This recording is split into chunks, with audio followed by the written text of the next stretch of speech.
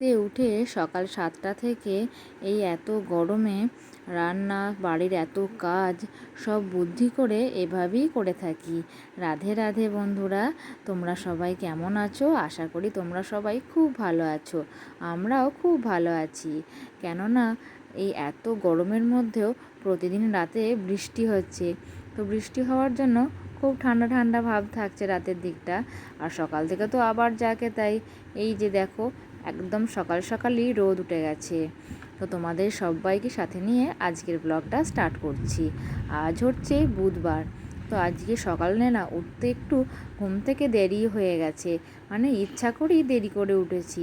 তার একটা কারণও আছে। তো কারণটাই বলি তোমাদেরকে। কেননা সকালবেলায় কি হয়, আমি যদি একটু ভোর ভোর উঠেছি, ছেলেও তো ভোর ভোর আমার সঙ্গে উঠে পড়ে। তো সেই জন্য না ছেলের খাওয়ার আর ঘুমের টাইমগুলো একদম ওলটপালট হয়ে যাচ্ছে। সেজন্য আজকে জেগে থেকেও ইচ্ছা করে শুয়েছিলাম, যে আমি যতক্ষণ শুয়ে থাকবো ছেলেও তাহলে ততক্ষণ ঘুমাবে। সেজন্য একদম আজকে উঠিনি। তো উঠেছি প্রায় ওই তখন 6টা বাজে, তখনই ঘুম থেকে উঠেছি। আর আজকের ব্লগটা স্টার্ট করেছি সকাল 7টা থেকে। তো সকাল 7টা থেকেই কেমন রোদ উঠে গেছে দেখো বন্ধুরা। তো তারপর আমি কি করলাম, সকালবেলায় ফ্রেশ হয়ে নিয়ে আজকে সকালে এখনও পর্যন্ত কিছু খাইনি। কেন খাইনি, যে ভাবলাম আগে কাজগুলো কিছু সেরে নিই, তারপর ছেলেকে নিয়ে বসে বসে খাওয়া যাবে। তো প্রথমেই ঝাঁট দিয়ে আরম্ভ করেছি, রান্নাঘরটা ঝাঁট দিয়ে চলে এলাম। রান্নাঘরটা আমার ঝাঁট দেওয়া হয়ে গেছে। আর ছেলে না আজকে এখনও ঘুমাচ্ছে, ওঠেনি। তো তারপর এই ঘরটাও পরিষ্কার করে নিলাম, জানালাগুলো সব খুলে দিলাম, খুলে দিয়ে একটু ঝেড়ে দিলাম। কালকে রাতের দিকে একটু ঝড় হয়েছিল, তো এদিকে তো বাঁশ গাছ গাছপালা সবই আছে। তো সেই জন্য কি হয়েছে, এদিকে পাতাটা একটু বেশিই পড়েছে। তো সেই জন্য দরজাটা মানে জানলাটা খুলে দিয়ে সব ঝেড়ে দিলাম। ঝেড়ে বিছানাটা পরিষ্কার করে মাদুরটা তুলে ঝেড়ে দিলাম, দিয়ে রুমটা ঝাঁট দিয়ে নিলাম। তো ওই রুমটা তো আমার ঝাঁট দেওয়া কমপ্লিট হয়ে গেল। তারপর চলে এলাম একদম এই রুমেতে। আর এই রুমটাতে তো জেঠু আর বড়মা থাকে। তো সন্ধ্যাবেলার দিকে ঝড় উঠেছিল, আর এইদিকে জানালাটা যে খোলা ছিল সেটা হয়তো লক্ষ্য করেনি। সেই জন্য এই রুমটাতে প্রচণ্ড বালি হয়ে গেছে। তো তারপর আমার দুটো রুম, রান্নাঘর, ডাইনিং সব ঝাঁট দেওয়া হয়ে গেল। শুধু এবার আমার রুমটা বাকি আছে। তো এরপর আমার রুমটা ঝাঁট দিয়ে নেব। তো ছেলে তো এখনও ঘুমাচ্ছে, আজকে এখনও বিছানাও গোছানো হয়নি। তো রুমে এসেই দেখি ওখানে একটা মাকড়সা ঘোরাফেরা করছে।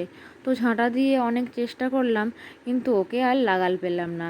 তো তারপর ঘর ঝাড়া ঝাড়ুটা এনে মাকড়সাটাকে নিচে ফেলে মেরে তারপর এখানটা একটু ঝুল হয়েছিল সেগুলো একটু ঝেড়ে দিচ্ছি।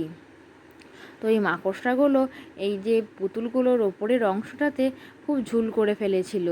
আর এই মাকড়সাগুলো তো সব সময় আর মারা যায় না, মানে ঝাড় দেওয়ার সময় লক্ষ্য পড়লো, তাই ওকে মেরে দিলাম।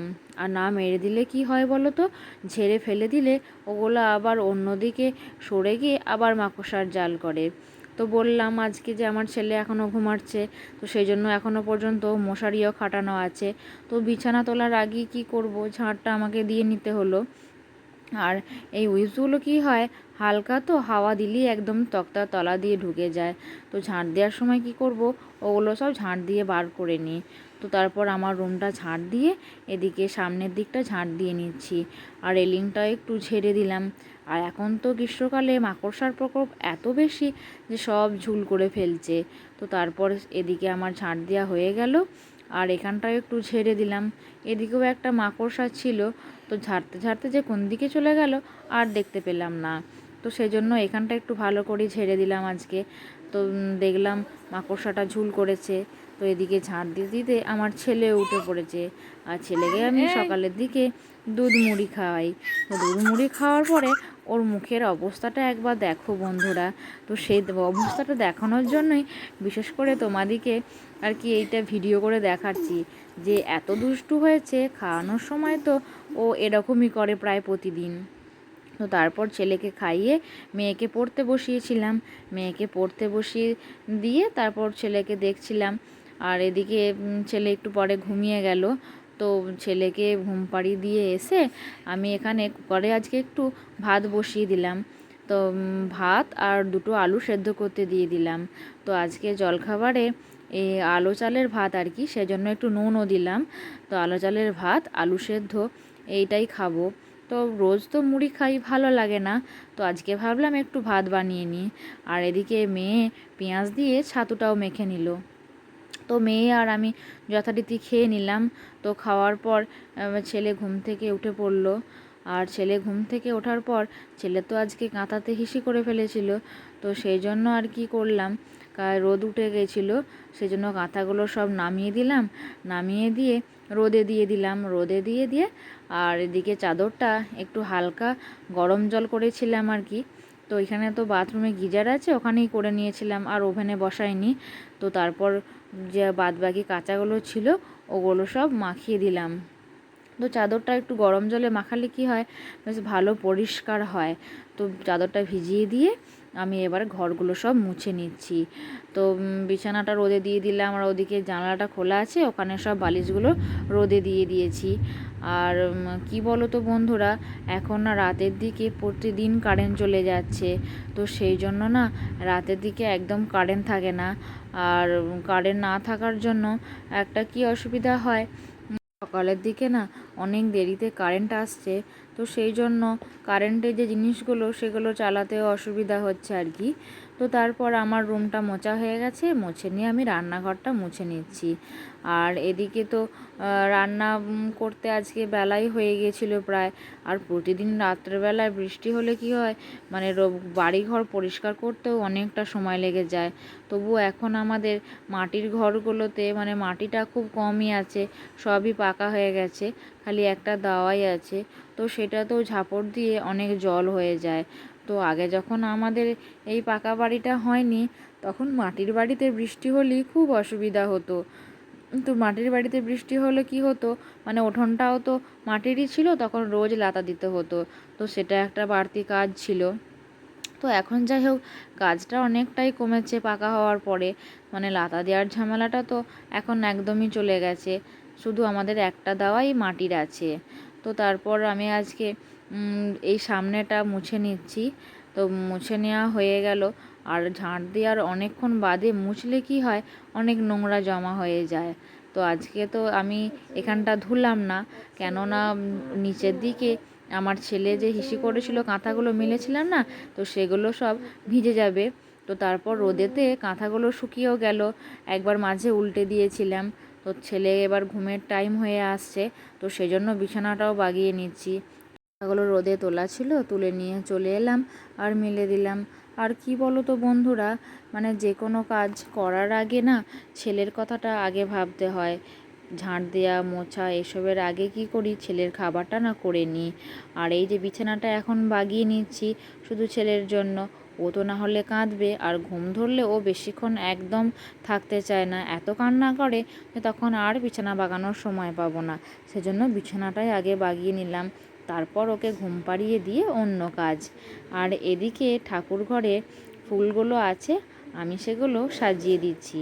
তো এখন তো জবা ফুল প্রচুর ফুটছে, প্রতিদিন বৃষ্টি হচ্ছে, আর গাছগুলো সব জল পাচ্ছে। আর গাছে তো জল পেলে একদম ফুলে ফুলে গাছগুলো ভরে ওঠে। এবার তো বর্ষাকাল আস্তে আস্তে আসছে, বর্ষাকালে তো সব গাছে এত ফুল হবে যে তখন ফুলগুলো মানে মালা গাঁথবো না সাজাবো ভেবেই পাই না।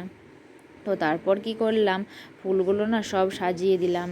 আর জবা ফুল আজকে অনেক ছিল, পুজো করার পরও এক থালা পুরো জবা ফুল ছিল। তো জবা ফুলগুলো আমি দুটো তাকে সব সুন্দর করে সাজিয়ে দিলাম। তো ভাবলাম অনেক ফুল তো এখনও বাকি আছে, তো সেজন্য কি করলাম, এখানটা পরিষ্কার করে মুছে দিলাম। আর মুছে দেওয়ার পর এখানটা ফুল দিয়ে সাজিয়ে দেব। তো আমার আগের ভিডিওয়ে পিয়ালি ভট্টাচার্য কমেন্ট করেছে, বৌদি ওলফোরের রেসিপিটা দাও। তো যখন আবার ওলফোর পাবো তখন অবশ্যই ওলফোরের রেসিপিটা শেয়ার করবো গো, তখন দেখে নিও। তো আমার কালকের ভিডিওয় একটা ভুল হয়ে গেছে, তো সেটা বলছি। তার কারণ হলো, ছেলেকে নিয়ে তো আমি ভিডিও সেট করি। তো এই ভিডিও সেট করতে করতে ছেলে যখন উঠে পড়ে, তখন কি করতে হয়, ফোনটা তাড়াতাড়ি করে বন্ধ করে দিয়ে ছেলেকে আবার ঘুম পাড়াতে হয়। তো এর মাঝে কি হয়, ব্যাঘাত ঘটে যায়। তো সেই জন্য ভুলবশত কালকে আমার একটা ভিডিও ডিলিট হয়ে গেছে। অথচ কথাটা আমার ওলটপালট হয়ে গেছে। তো যারা আমার ভিডিও রোজ দেখো তাদের উদ্দেশ্যেই বলছি, আমার এই ছোট্ট ভুলটা ক্ষমা করে দিও। তো এদিকে আমার ফুল দিয়ে খুব সুন্দর করে ঠাকুরঘরটা সাজানো হয়ে গেল। তো কেমন লাগছে অবশ্যই কিন্তু আমাকে তোমরা কমেন্ট করে জানিও। তো তারপর কি করলাম, ছেলের যে খাবারের জিনিসপত্রগুলো সব মোছার সময় টেবিলে রেখেছিলাম, সেগুলো টেবিল থেকে সব রুমের ভেতরে ঢুকিয়ে দিচ্ছি। তো আবার তো ছেলেকে খাওয়াতে হবে, তখন লাগবে, আর টেবিলটাও তো পরিষ্কার করতে হবে। তো সেই জন্য তাড়াতাড়ি করে এগুলো সব রুমের ভেতরে ঢুকিয়ে দিলাম। তো এবার টেবিলটা মুছবো। তো আর এদিকে মেয়ের টিউশন মাস্টার পড়িয়ে চলে গেছে, আর মেয়ে এখন আইসক্রিম বার করলো। তো আইসক্রিম খেতে খেতে আমি এদিকে মাছটা ভাজছি, মানে এক হাতে আর কি আইসক্রিম খাচ্ছি আর এক হাতে মাছ ভাজছি। তো আজকে আমি মাছটা ভাজছিলাম, বড় মা তখন কারেন্টের মিক্সির মেশিনটা একটু প্রবলেম হওয়ার জন্য শিলেতেই মশলা বাটছিল। তো সেজন্য মাছটা আমিই ভাজছিলাম। তো তারপর আর কি রান্না হয়ে গেছে, আমি এদিকে ভাত বাড়ছি। তো মেয়ের জন্য তো প্রথমে থালায় ভাত বাড়লাম, মেয়ে বলল থালায় ভাত খাবে না, আজকে এই প্লেটটার মধ্যেই ভাত খাবে।